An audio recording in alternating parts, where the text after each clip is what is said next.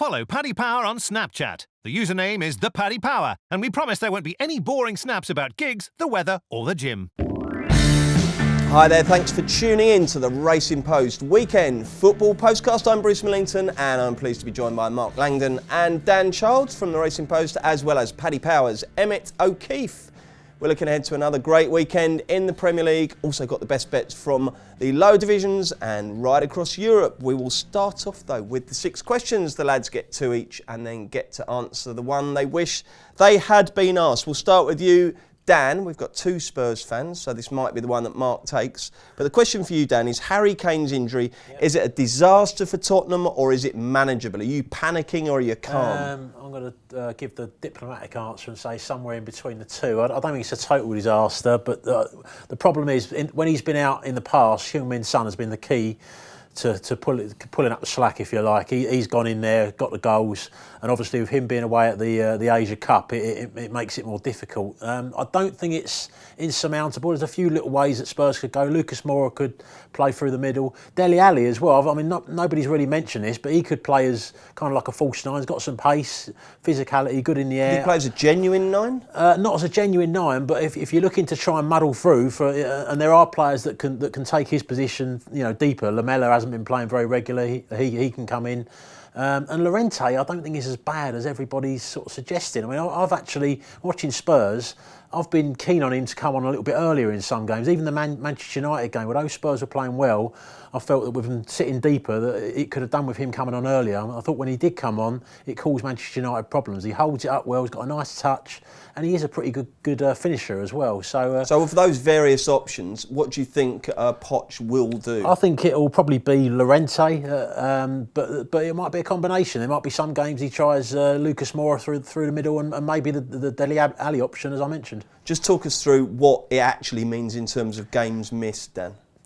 Well, it all depends. You can jump in and help out, Mark. Well, Kane depends on side. Yeah. I mean, let's just say Kane's back 1st of March. He's back in training, and then he's back. He'll miss the potential League Cup final, won't he? And the semi, obviously. And the semi, obviously against Chelsea. There's the first leg against Borussia Dortmund. He'll definitely miss. In terms of league games that they've got, obviously this weekend against Fulham. They've got Watford just after the Crystal Palace Cup tie.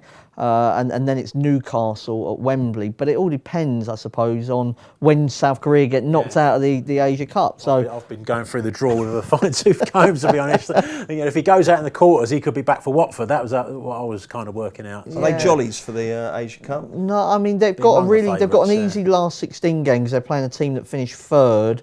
And then it's I think it's Saudi Arabia or Qatar in the quarterfinals. Yeah. So when's that start? When are we previewing? Oh no, we've been putting the prices in. We're going to preview at the knockout stage. It's really minor rubbish at the moment. Once they get to the last 16, it sort of livens up. I mean, the fact that Son didn't go out there for the first few games tells you. I saw it was Iran v Iraq yesterday. I went on to try and buy the bookings, but they weren't offering it. Mark Langdon, VAR, what is it good for? Are you a fan? Do you hate it? Do you think it's got a future? So what I do like it for is red cards that maybe the referees missed. Them shocking tackles that everybody that's seen it once on the replay can tell that it's a red, and the referee, because he's got a different view of it, maybe gives a yellow or doesn't even see it. Those can be punished, and I've seen them punished quite well. We had one in the cup game against Grimsby. Yeah, of course. Yeah, that a good example of one where it did work, and that was a really bad tackle that if the referee had seen it, he would have given a red card. Where it doesn't work well is these tightest offside calls, because the problem, everybody goes on about clear and obvious. There's no such thing in offside as clear and obvious. You're either offside or you're not offside. But whether your toenail is offside or not, I mean, it is just. It's ridiculous, and we had that scene was before the semi-final when Chelsea tried to show evidence that he was offside. Other evidence said he wasn't. I mean, how you can get the exact right frame of when the ball is kicked to when everything is frozen. It's really difficult. I think you said, I saw you on Twitter very say it's not the Old Bailey to somebody, you know. This is it. People go, oh, you know, you need justice. It's sport. It's not. So I mean, you know, murder. the tiniest of fractions of whether somebody's offside or onside, I don't think works well. But like I say, if there's a really bad tackle, it does. Okay, Emmett. It's Man City or Liverpool for the title, but which of those teams would the betting industry least like to see emerge as champions? Definitely Liverpool. Liverpool traditionally, I would say, would be more well backed than any other team in the league by their own supporters, and that's certainly reflected this year. They'd be a much bigger loser for us than Man City. And would they both be losers, or have you managed to keep Man City on side? I think Man City will be a winner at this point. Okay, and who do you want to win it? No, not who do you want to win. I've just asked you. Who do you think will win it, Emmett? I think Liverpool will do it. I think it's. I think that they're just such a solid team. My only concern would be towards the end of the season. I think the fact that they're a little bit short of creativity in midfield, and just if, say, towards the end of the season, if it's 60 minutes gone at home and they're struggling to break down a team, that possibly could cause them to come unstuck. But it's hard to see them losing games at this point. And as a Man U fan, who do you want to win?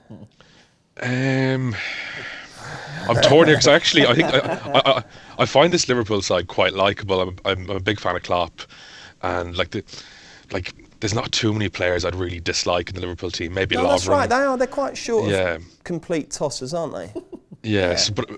But I'd still probably want City to win it, to be honest. Okay, fair enough. Right then, Dan, who is going down? I'll just quickly spin through Paddy Power's prices. 1 to 20 Huddersfield, 2 to 5 Fulham, 8 to 13 Cardiff, 13 to 10 Burnley, 21 or 23 to 10, can't check my writing, Newcastle, and it's 10 bar, so it's looking like the old classic Lee Dixon. You always used to love it's any X from X. It's only 3 from 5, isn't it? Yeah, I mean, Southampton are getting kind of left out of it. I mean, points-wise, they are still only 1 point above the bottom 3, but I do agree they are playing a lot better now and probably will get out of it. But I think, I've got a feeling, I was sort of saying to you the other day, I think Fulham still might get out of it. I think Huddersfield are clearly gone after failing to beat Cardiff, but that game as well told you a lot about Cardiff. I mean, that's a game, if you're looking for the rest of the season, Cardiff, so many points you've got to get. You're at home to Huddersfield, and really, they were holding on for a draw. Huddersfield dominated the game. That would make me really worry for Cardiff. I think they'll go, and I just feel that I think Fulham have still got the quality to put a run of wins together at some stage. They've got the ability up front. They are starting to improve a little bit at the back. I mean, they gave away 2 own goals at Burnley. They did keep a clean sheet at home to Huddersfield and away to Newcastle. So there's a few little signs of improvement there. And I just think Newcastle could be vulnerable. Everybody's saying Benitez will keep them up, but there's a real lack of quality offensively in that side. And at the end of the day, you need to win games, not just draw them. And I still think they could be in trouble. So your 3 are Huddersfield, Cardiff, and Newcastle, are they? Yeah. Okay, Mark. I mean, you've done 3-hour TalkSport phone-ins about this and Guardian Postcast. So talking about every minute bit, but just summarise in a nutshell. What's been the most interesting thing to happen in the transfer window so far?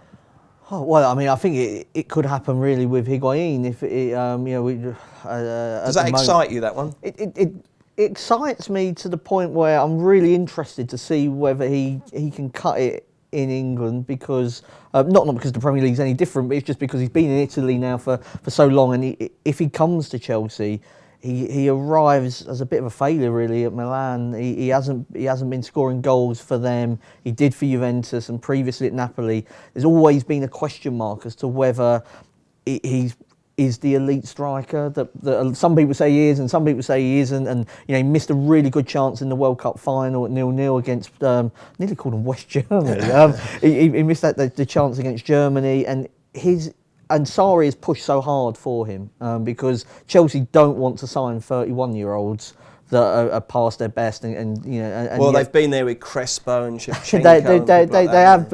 You have a look at sort of the more modern way of looking at it. Even somebody like Frank Lampard. He went to America, then to Manchester City. They don't like giving out.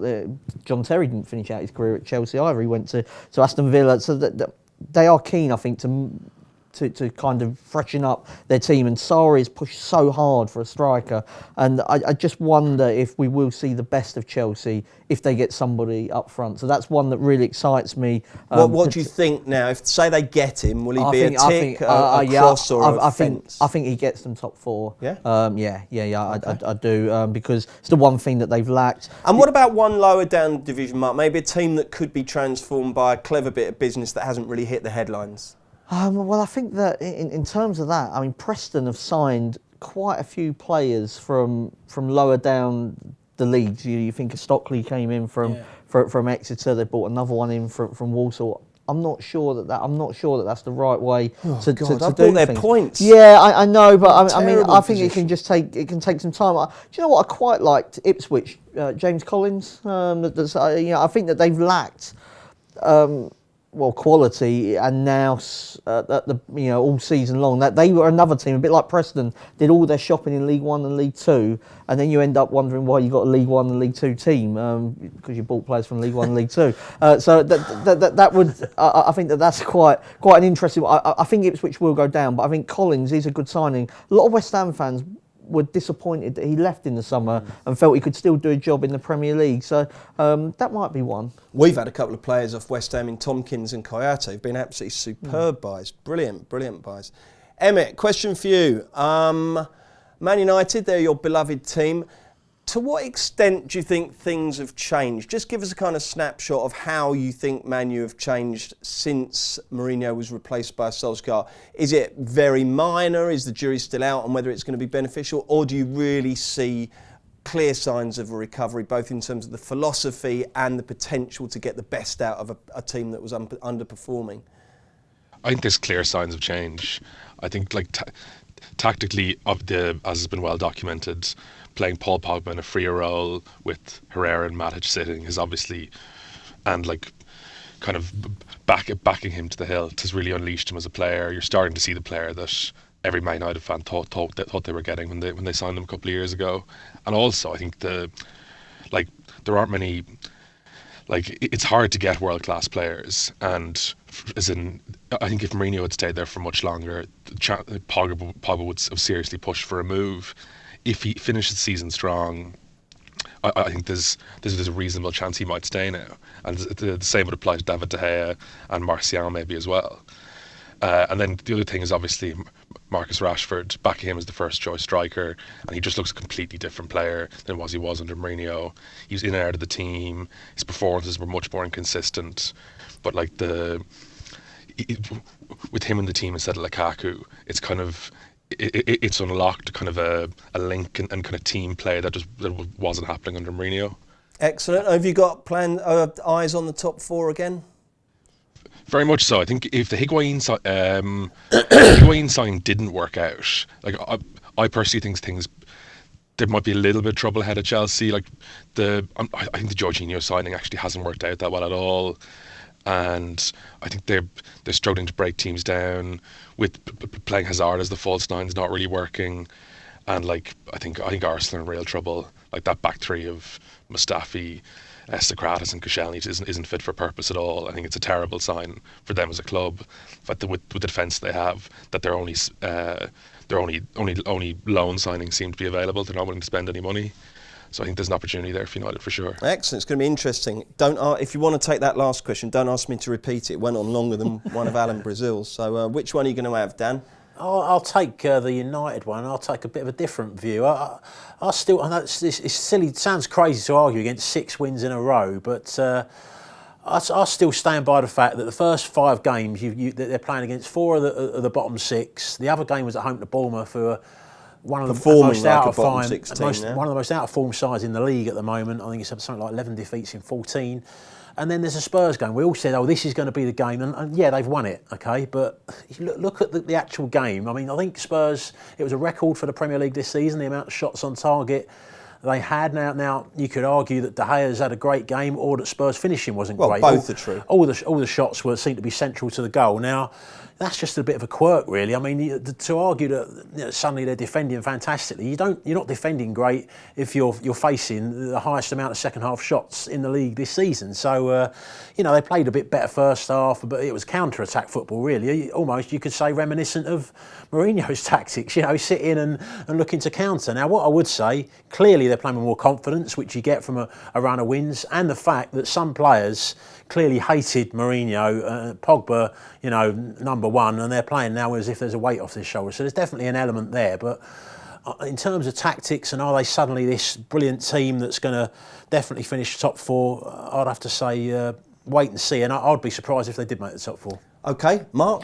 I'd keep on the United theme. I think the one thing that we've noticed differently, I think that was maybe the question how it started out. Like, what's he done? What's Solskjaer done different? It's a bit of a Swiss Army knife of a question. What has Solskjaer done differently? I think he's added pace. Now, whether that comes from desire of the players actually wanting to run and to sprint, but the fluidity of that front, it was free, wasn't it? Because Lingard sort of played up front and then dropped in, and you saw Martial and Rashford playing in between the Tottenham centre halves and fullbacks.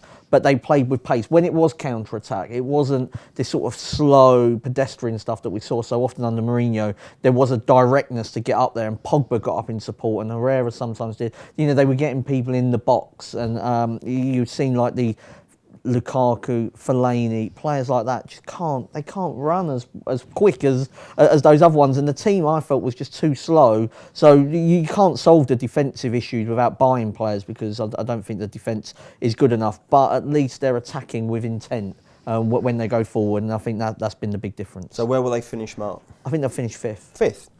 Okay, well done, lads. Thank you very much. Oh no, Emmett rather. Which one are you going to answer? Answer the Tottenham question. Just on Dele Alli, I personally think he can be a world-class striker. I think when he plays as kind of a number 10 or a link player, I don't think he gets enough touches of the ball to justify playing there.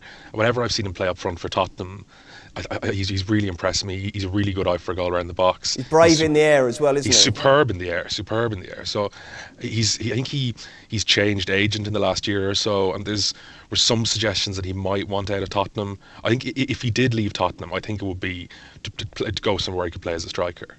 Okay, chaps, thanks very much indeed. Let's move on to the weekend previews. We'll start with the 12:30 Saturday game. Wolves versus Leicester, Midlands derby at Molineux. Live on Sky, and how do Paddy Power bet?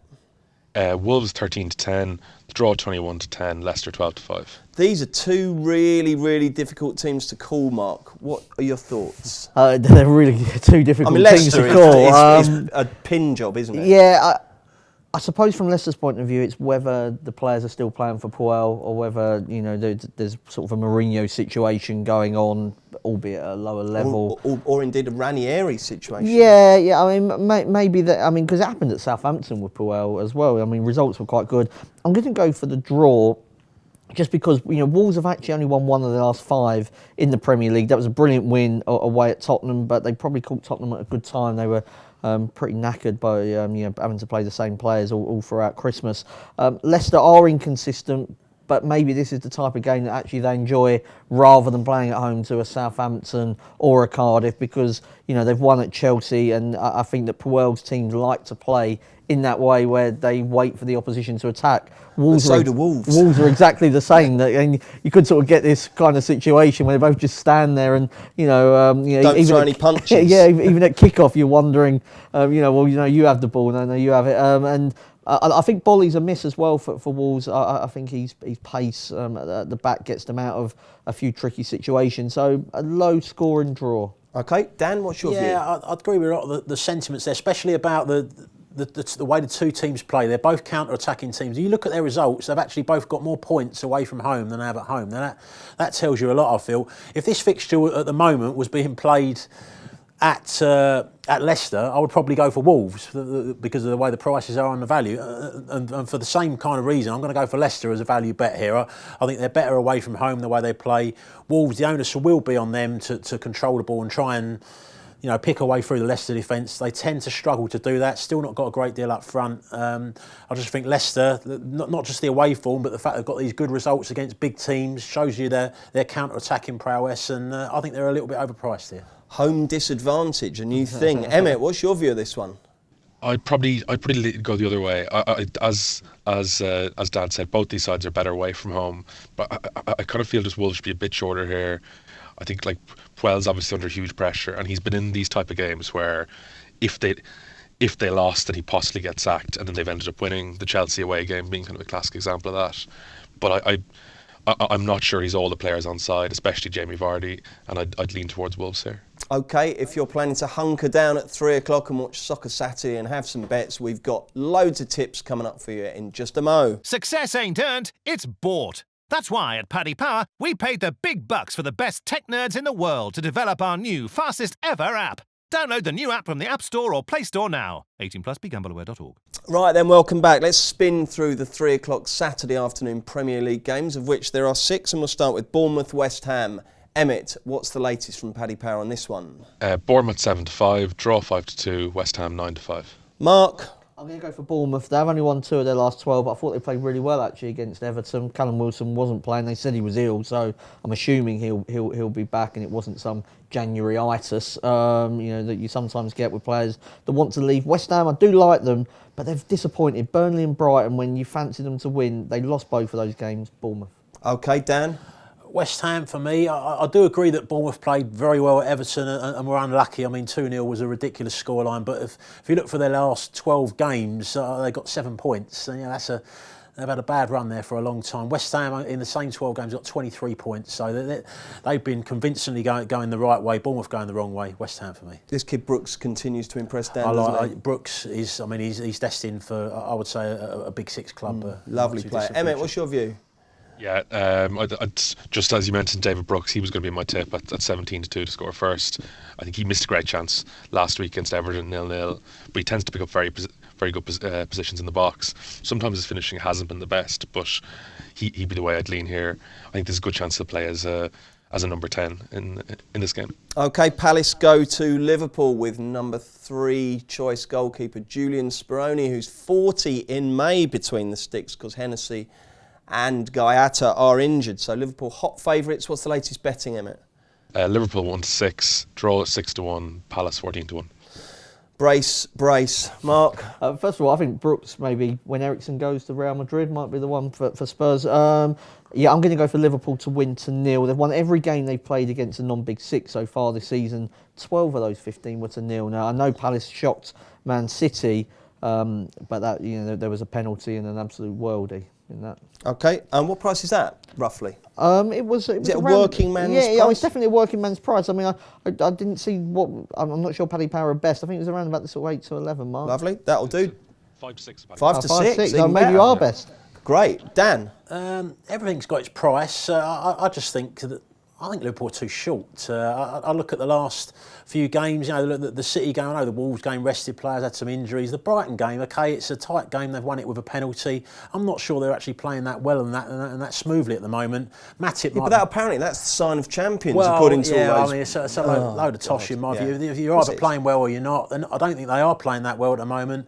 Matip could be coming back in, but to be honest, when I've seen him play this season, I've not been that impressed with him. I watched the game at Burnley. I think Burnley gave him a lot of problems. So I think Palace, I've watched them a lot against the big teams. A lot of them have been live on television, and I think they've played well in a lot of these big games. Chelsea away, they were 1-1 and got done when Hazard come on and it turned into a 3-1. Man United played very boldly in that game, could have won it and ended up with a draw. Man City, they won. I just think they are the sort of team, they do go for it in these games. They've got the counter-attack threat, obviously, with Zaha. Benteke's back? Benteke back, against, I mean, he needs a bit to prove, isn't he? But I just think that everything's got its price. I think they're a bit overpriced to draw the game. Love you, Dan. And Emmett? I tend to agree with Mark here. Palace are definitely a much more dangerous proposition away from home, as has been the case throughout the Hodgson era. But with Speroni there, and I wouldn't fancy Tompkins and their defence against Liverpool to keep them out. Liverpool have only conceded 3 goals at home all year, and two of those came against United and Arsenal. So I think 5 to 6 represents decent value. What's your problem with Tompkins? He's been brilliant this season, Emmett. Yeah, I've never really liked him, to be honest, since he played for West Ham. Honestly, I never thought of him as a superstar at West Ham by any means, but he's been him and Sacco are excellent, really, really good. But I dare say you and Mark are right, but I appreciate the sentiment, Dan. Man United, Brighton. Emmett, what's the latest? Man United 1-4, draw 9-2, Brighton 10-1. Lango? Yeah, 9-2 Rashford each way to score first. I think we spoke about the earlier on about sort of the attacking intent and Rashford benefiting mainly from that. And he's 9 games. He scored in 6 of those matches. So he's somebody that's right on top of his game. Brilliant finish against Spurs, and also seems to be on free kicks as well around the penalty box. And Brighton, just away from home, they disappoint me more often than not. Okay, Dan. I think United will win, but I think it might be tight. I think Brighton, and often in these games against the big sides, defend quite well, and they're hard to break down for long periods. I just think it'll be a low-scoring United win. I'll go United 1-0 at 6-1. And Man U fan Emmett. I'd probably look at both teams to score here at evens. I think this probably should be odds on. United, as Dan mentioned earlier, have been very shaky defensively, and no matter who the manager is, those issues are hard to solve. They're especially vulnerable from set pieces, and Brighton are a huge threat there with Shane Duffy and Lewis Dunk. There's some 18-1 around about Shane Duffy to score any time as well, which is worth chancing. Blimey, that sounds big. Do you get across there much, Emmett? Not lately. It was hard to be enthusiastic, to be honest. Easier to get across the REC when they're playing well, isn't it? I bet you haven't. Emmett, I've got a ticket Saturday. Do you want to come? Oh no, I've got to work. No, I'd be keen to go over, but definitely before the end of the season. Lovely stuff. Okay, Newcastle Cardiff next. Relegation battle. Latest prices, Emmett. We've Newcastle 10-11, draw 9-4, Cardiff 16-5. Fancy Newcastle at odds on, Mark? No, not after the injuries they picked up against Blackburn. No, I thought they were a couple of problems there. I think no goal scorers are a big runner in this one. It was copped in the reverse fixture. They've both had 4 0-0s each. Dan mentioned earlier that Cardiff seem to be playing for that against Huddersfield. I think they'll adopt the same approach at Newcastle. Have Newcastle got the quality to break anybody down, even Cardiff? I've got my doubts. Do you make this favourite to be last one on Match of the Day, Dan? Good chance, yeah. I do think Newcastle will win the game, actually. I thought they played okay in the last league game at Chelsea. It was a tightish game that they lost 2-1. I just think, I don't rate Cardiff at all. I know I've said that I think both teams could go down. I think Newcastle have got a much better chance of staying up than Cardiff. I think Newcastle are the better side. I'll take them. And Emmett? I'd go for the draw here. It's good to have the 0-0 on side, as Mark said. It's hard to have confidence in either team. Cardiff had 0.12 expected goals at home to Huddersfield, which is just horrendous, really. And Umar Niasse might start up top, which he's obviously not great, but he might be a bit of an improvement over Patterson. But I'd go for the draw here. Okay, Southampton, Everton. How do you bet here, Emmett? Southampton 13-8, the draw 23-10, and Everton 13-8. This is a tough one, Mark. I thought Everton absolutely stunk the place out. They won 2-0, but I thought they were really average against Bournemouth. I had Southampton down on the list, but the fact that they went to penalties on Wednesday and Everton have had a free week, I think, is a problem. Long appeared to go off carrying an injury as well. They've got problems up front anyway, so that just sort of moved me away from the 90-minute market. I mentioned Redmond last week, didn't score against Leicester, but then did score on Wednesday night against Derby. He missed a penalty, so he still has got a bit of work to do in the box, but he's 10-1 first goal. He's got 5 in 7. And this was a player that people were raving about when he was sort of England under-21. Completely lost his way. 1 goal in 56 matches at one stage under various Southampton managers. Hasenhüttl's getting a tune out of him. I think 10-1's pretty big, given that Everton are giving up chances in every game. Okay, Dan. I'm going to go with Everton. I agree they were very, very lucky against Bournemouth. I just think it was a game that, with the run they've been on, the pressure on Silva, they just needed to win it whichever way. I think they'll be better for it. They have got goals in the side. Sigurdsson and Richarlison, are fairly high up there on the top scorers list. Southampton, I think Ings has been out for a while, unlikely to return, so they haven't got that goal threat. I'll just narrowly go towards Everton. And finally, Watford, Burnley. Oh no, we haven't got Emmett yet. Sorry, Emmett. Southampton, Everton. I'd certainly agree with Mark about Redmond. He looked very sharp when he came on in the cup there during the week. But I'd go for even with Southampton's striker problems. I like over 2.5 here. It's clicked in 5 of Southampton's last 6 games, and they're a very attacking team under Hasenhüttl. And Everton were very fortunate not to concede against Bournemouth, and I don't trust Zuma and Kane at the back there. Okay, and finally we got Watford, Burnley. With Watford 8-13, draw 11-4, Burnley 4-1. What do you think, Mark? Watford pretty solid for the accumulators. Burnley, of course, have been on a decent run of wins lately. And the West Ham performance was pretty good, but some of the others, I mean, they barely created a chance against Barnsley. Then they, of course, beat Fulham, by not having a shot on target and still won 2-1. Watford are a really good top 10 team this season, fighting out for that 7th spot. On the garden they call it the Everton Cup, but I mean, it's a realistic chance for them, and I think that they are runners for the FA Cup as well. So yeah, Watford. Oh, do they call it that on the Guardian podcast? Right, come here with your hipster Guardianista way of doing things. This is Racing Post. I told them about my food diet, and I heard that. They couldn't believe it. They really can't. I've had concerned readers or listeners sort of getting in touch. The Racing Post one seem to think they seem to sort of share my sort of love of meat. Whereas it was brilliant. The Guardian ones of all the companies to go on their podcast and say you haven't eaten a vegetable in about a month or a piece of fruit in 6 weeks. The Guardian. Christ, if you go 2 hours without a lentil, they call the doctor, don't they?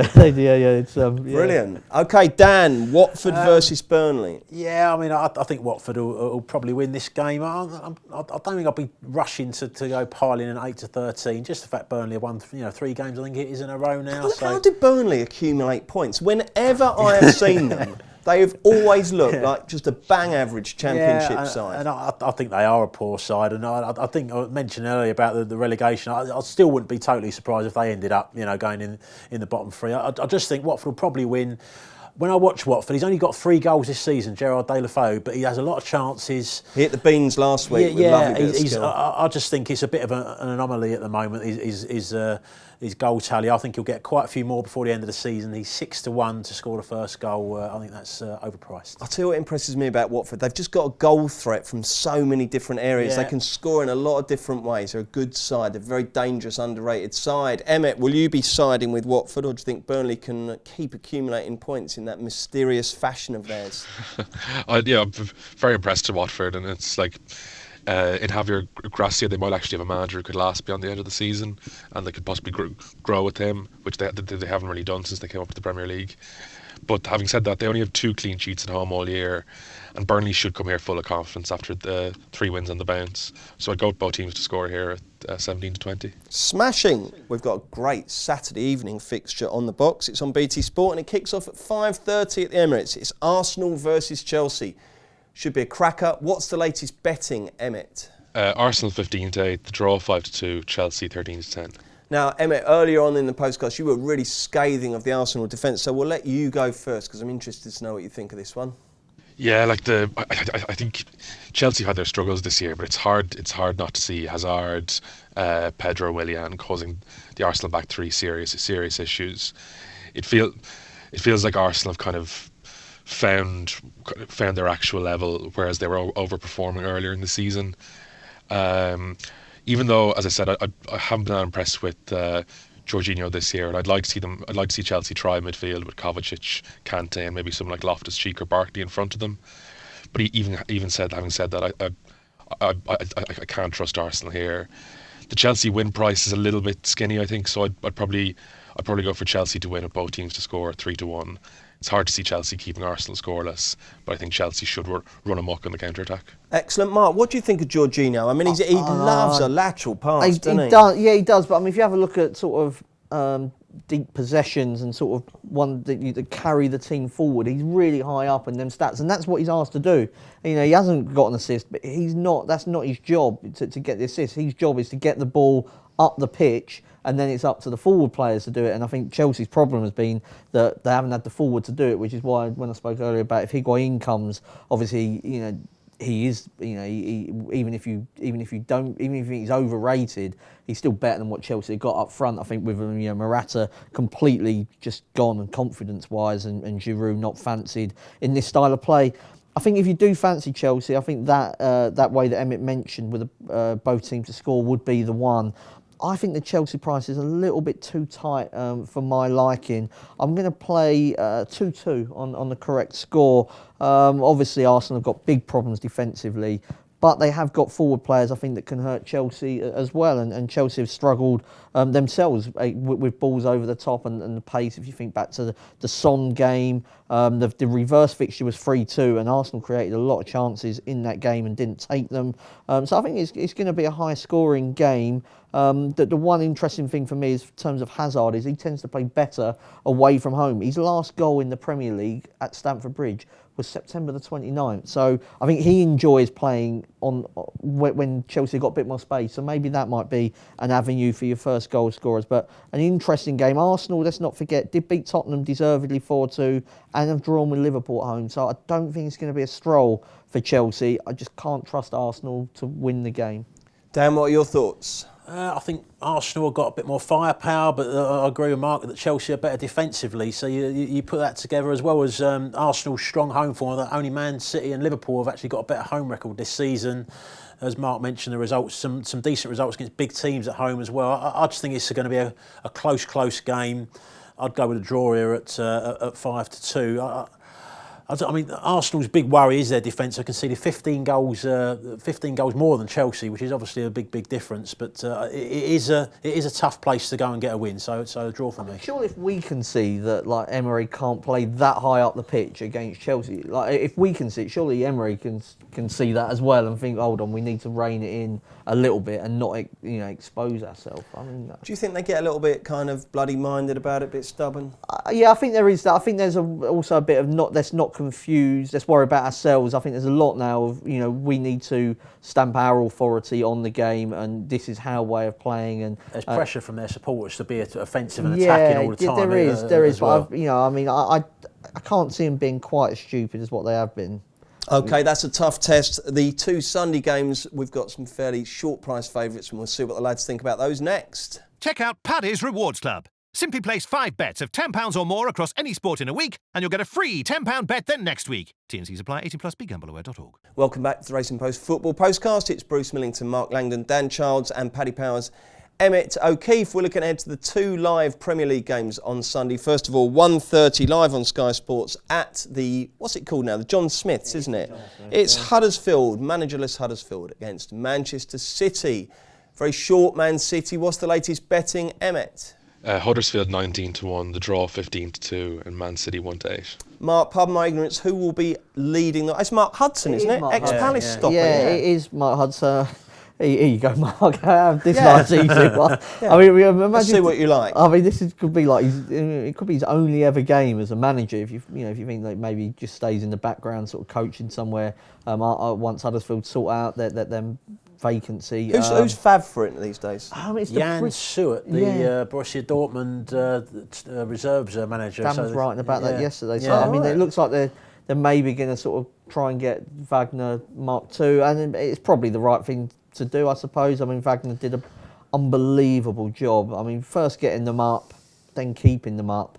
Probably should have left in the summer. He'd taken Huddersfield, I think, as far as they could go. In terms of this game, I think he's got out at exactly the right time. I mean, I could see Man City maybe covering the sort of -2 handicap pretty comfortably. I was looking at 4-0, correct score as the way to go. I mean, they're just going to have sort of 70-odd% possession. Huddersfield have just got nothing up front. I think they do well in midfield. It's both boxes, and that's where you pay your money. That's where Man City are just miles better. And I wonder if this is like a record maybe for a home team's sort of 19-1. I mean, yeah, it's got to be far off it. But I think it is deserved. I mean, if Huddersfield were in the Championship with this team, particularly with no Moy, I mean, where are they finishing? Probably not top 6. I mean, they'd probably be. Would you, if they played Derby tomorrow, you'd probably fancy Derby on neutral venue to beat them, I would have thought. So, I think it's going to be as easy as the odds suggest, 4-0. Mark, do you think City have put Dan, do you think City have put the little wobble behind them? Absolutely, yeah. I mean, I quite fancy him actually in the title race to make up that 4-point deficit. I think this is just a game matter of how many they're going to win by. Really, I've gone for 3-0 correct score. 11-2 could quite easily be 4-5. But Huddersfield generally haven't conceded lots of goals. I mean, they did ship 6 actually at City in the reverse fixture, but they normally do keep the score reasonably respectable. So I'll go for City to easy win 3-0. Just quickly, Mark Emmett says he thinks Liverpool will hang on. Dan just said they think City win the title. What do you think? I think I'd probably just edge towards Liverpool. I mean, because 4 points it isn't that big a lead, but you're asking Man City to win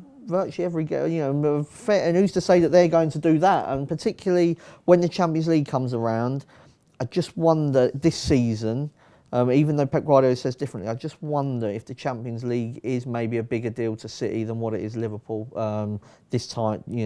As a sort of historically, of course, Liverpool and European Cup, it means a lot, but to win the Premier League, I think maybe City could get slightly distracted around about that sort of quarter-final, semi-final stage. Short term will be crucial, because if they go like 7 points behind and then the Champions League kicks in, then short term's vital. Okay, Emmett, what do you think will happen when Huddersfield take on City? Yeah, I'd echo the lad's sentiments there. I think I definitely feel sympathy for David Wagner. He completely maxed out their ability. As the lad said, to even get them out of the Championship with that squad was a great achievement. For them to stay up last year was incredible as well, just given the players they have. It was likeable as well, wasn't he, Emmett? 100%, yeah. As in, obviously sometimes they were very cautious against the bigger sides, but I liked their pressing style. But as Mark said, they just don't have enough in both boxes. But I'll be interested to see how Wagner goes when he goes to, maybe if he goes back to Germany or something like that. But here you can't see Huddersfield competing here, and I think I'd go City -2 at 11-10. Okay, so they've got to win by 3 or more for that bet to cop. Obviously, the other Premier League game, indeed the final one of the weekend, 4 p.m. on Sunday at the Cottage. It's Fulham versus Tottenham. It's live on Sky Sports, and it's also they played for both clubs. So get your thinking caps on while Emmett gives us a show of betting. Fulham 4-1, the draw 12-5, and Tottenham 8-11. Okay, they played for both clubs. There's loads. Danny Murphy, Bobby Steve Zamora. Mulbrank, Bobby Zamora, Scott Parker, Kamara. No, not Kamara. Louis Dembele. Dembele, Saha, Louis Saha played for both clubs. They managed both clubs. Davis, the right winger, Davis, Simon Davis. Simon Davis. He played for Fulham. Yeah, I think he did. I'm not. I mean, there's he did. Did Stephen Kelly maybe even play for Fulham? I can't even remember. So you got Stephen Kelly. There's a lot here, Bruce. Joel. They managed both clubs. Yeah, I think you probably get a team. Clint Dempsey. Clint Dempsey. Yeah. Yeah, I mean, it's fertile, isn't it? This could be the most. I'd be disappointed actually if like the next hour or so I couldn't actually come up with a really strong sort of 11 they played for. So. What happens, by the way, after we record the postcast, we go out into the office, everyone says, what was they played for both clubs? And then you just spend ages, we should have said that one. Anyway, never mind that. Who's going to win? Dan Childs. Spurs. I just think the market, the reaction has been over the top. I think they were 8-15, when the market opened. Now they're around 8-11, 4-5, a bit in places. You look at Spurs' record against the teams outside the Big Six this season in the league. 14 wins out of 16. They've had, in the league overall, 10 wins out of 12 away. I mean, these are really, really big statistics. And they're now playing a Fulham side. They are second from bottom. They've had a 3-game losing sequence since that kind of mini revival they had, didn't they, around the Christmas and New Year period. And they're still not great at the back. I know they've had a couple of clean sheets. I just think Spurs, it's not as much of a disaster as a lot of people are making out at the moment. There's still plenty of goals in the side. Take Spurs to win. Okay. Emmett? Yeah, I'd echo Dan's sentiments there, I think, but it's very hard to trust Fulham. There was obviously 2 own goals, has some elements of bad luck, but there was, I think, the poor one of them was going in anyway, to be fair. The first one would have gone in. The first one was just that, Brian was kind of facing towards his own goal, which leads you to be more likely to kick the ball into your own goal. So I didn't think that was great. I think Spurs squad has been obviously stretched, but I'd fancy them to go over the line here, especially if Lucas Moura plays. There's also some 7-2 around on Andre Schürrle to score any time, which is worth chancing. He obviously scored a brilliant goal last week, and he takes plenty of shots, so you get a run for your money there. He does. He looks really old, doesn't he? He's got the oldest face in the Premier League, hasn't he? He looks like a sort of wizened old kind of sailor or something, doesn't he? I mean, I think he's been great goal he got. The goal at Burnley. He's been watching Andros Townsend videos in terms of shot location a lot of the time. I mean, he definitely buys enough tickets. He does buy a raffle ticket, doesn't he? Yeah, he does. I'm going to go for a Tottenham win as well, Bruce. Actually, I think it's pretty drastic market reaction, really. I mean, I said to Dan, they were like 8 to 15 before they played Manchester United. Then they were 8 to 13 after they played Manchester United. I mean, I wonder what price they're going to go off. I mean, if this carries on, you might even be able to get to a bit of 5 to 6 or something. I mean, I just think that even without Harry Kane, and we already knew that Son wasn't going to be playing in this game. So without Harry Kane, obviously Tottenham have got less chance of winning, but they've still got Dele Alli, they've still got Christian Eriksen, still got Lamela, still even Llorente is somebody that actually in recent weeks has, I think, played really well. Got the hat-trick against Tranmere. He scored against West Ham when he was given a moment in that. He hasn't had too many. And I think actually in playing 2 or 3 matches could help him get a bit of rhythm going in his game. It must be quite difficult if you're just coming on for like 3 minutes here and there and your stats don't look good. You've played 9, scored none, but I mean your minutes is probably about 30. I still think Llorente is good enough to trouble a Fulham defence that is absolutely useless, really, and even it's improving but still useless. I think there's a lot of hype over the Harry Kane being out that overly affects the market. A lot of Spurs fans would argue that somebody like, say, Christian Eriksen is equally as important to the side. Now, he was out for missing a lot of games earlier in the season, and the Spurs price wasn't anywhere near affected as much. And a lot of people would argue that he is actually just as important. OK, professional odds compiler Emmett O'Keefe, what's your assessment of what the market might do between now and kick-off there? I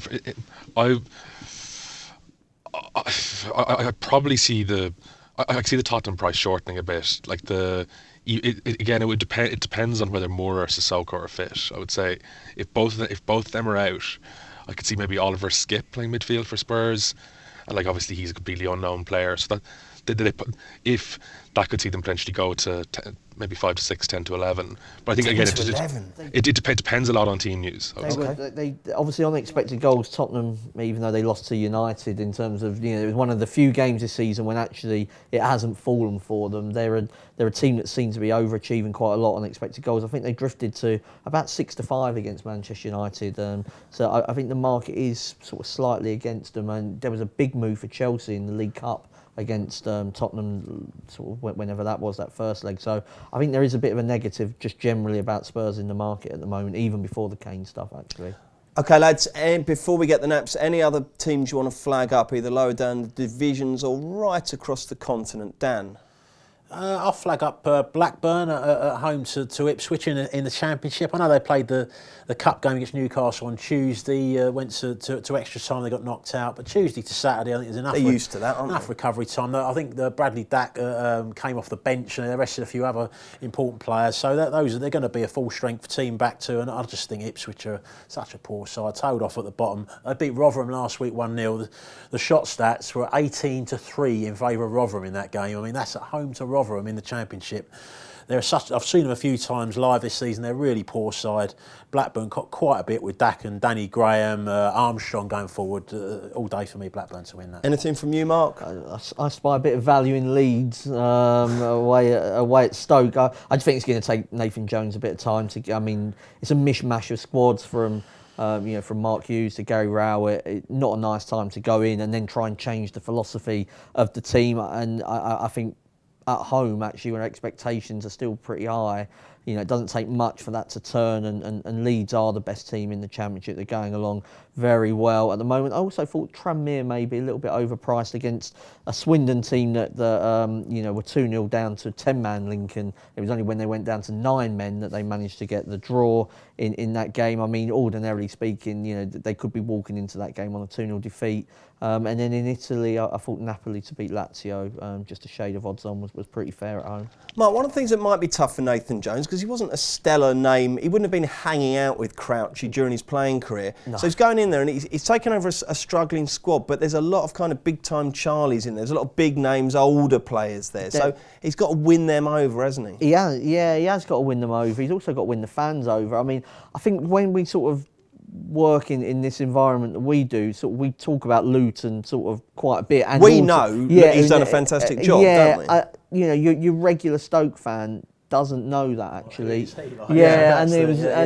And that is a hard thing for him to, it's probably the hardest job he's got actually. And then you lose the first 2 matches and it becomes even more difficult. But I just think that desperation to get the win isn't what you need to do. And Rowett played a very direct sort of way of playing, and Nathan Jones is completely different. So he is going to need time, and I think they've almost given up on this season now, and it's about what they do next year. Okay, Emmett, don't tell us the net, but tell us any other teams you fancy. I think probably Bayern Munich are worth a look, and with the -1 in the Asian handicap away to Hoffenheim, they've really they hit form before the winter break, and I could see them continuing that on and chasing down Dortmund for the league. Righto, let's get the naps.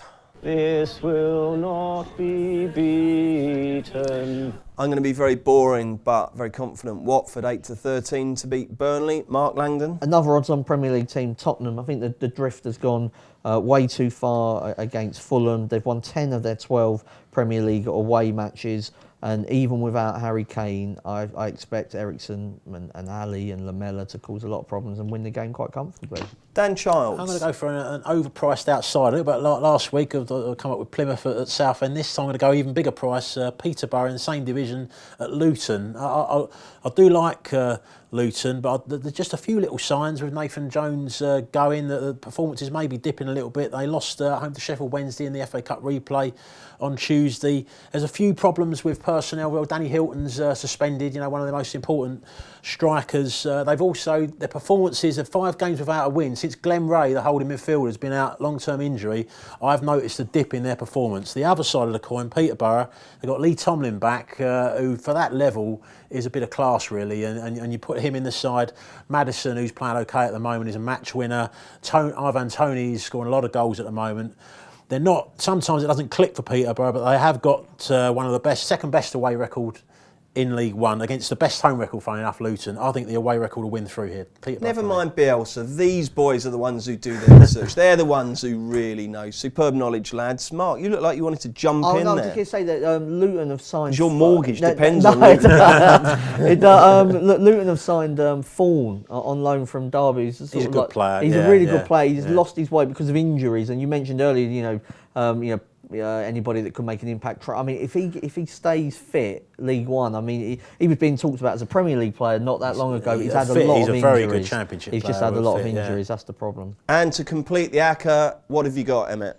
I like Hull double chance here, 4-5. Hull are obviously playing very well at the moment. They've won their last 6, and I think Villa are should be a bit short on confidence here. They're really struggling defensively, and coming off a 3-0 defeat to Wigan, I think it's hard to justify them being as short as they are. Who was it who absolutely ripped Villa apart in the 5 things we learned? Was it you, Mark? It was, yeah. I mean, it was a pathetic performance at Wigan. Back to him, right? No attempts on target. It was.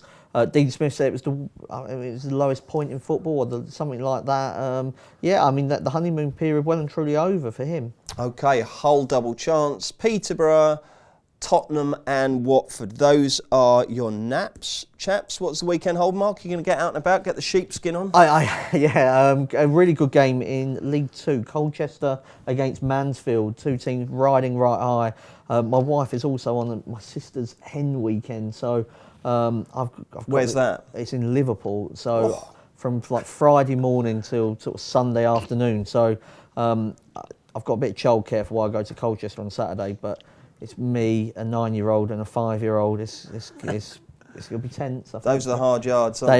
They are. Yeah, it's gonna be tough. You might go to the press conference just to elongate that. I will, yeah. You don't normally go to the presser, do you? I've got to try and... I mean, Arsenal-Chelsea's at 5:30. I think I can probably get home for around about that time and maybe get Pizza Hut delivered as well, and I'll kill about 4 birds with 1 stone. Good work. You got it all sussed out. Dan, what are you doing this weekend? Take them with you, Mark. That's why I'm taking just Josie. I'll be taking Emily soon. She turned 3 on Monday, so I promised I'll take her to her first game probably this season. Burnley? You're going Watford Burnley? Yeah, that'll put her off forever. Yeah, no, I'm not taking her to that one. I'll wait till... Dad, this is shit. Well, Josie's first game was, I think it was a 1-0 loss at the Wolves in the Championship. It was a dire game, and he still loved it. Oh, lovely. So you'll be at Vicarage Road. Yeah. Emmett, what will you be doing? It's always work whenever I ask you what your weekend plans are. I've a couple of days off, Friday, Saturday, so I should get a decent chance to watch the football. I'm on, like many people in Britain and Ireland, I'm on the New Year's resolution gym buzz as well, so I'll try to do that as well. Are you doing dry January? Dry-ish anyway. Dry-ish January. I saw somebody say that just means drink more Sauvignon Blanc. Well, yeah, quite, yeah. Dry cider, dry white wine, etc. Okay, chaps, thank you very much indeed. Don't forget, if you enjoy these shows, we'd love you to rate, review and subscribe wherever you're listening. Let me quickly tell you about some upcoming podcasts. We've got Dave Orton hosting the lads for the weekend racing tomorrow. On Monday, Maddie will be back to review the weekend racing. We've got Cheltenham Anti-Post on Tuesday. We've got golf on Wednesday. And we've got football back here next Thursday. So hopefully you can join us for some of them. Follow Paddy Power on Snapchat. The username is ThePaddyPower. And we promise there won't be any boring snaps about gigs, the weather or the gym.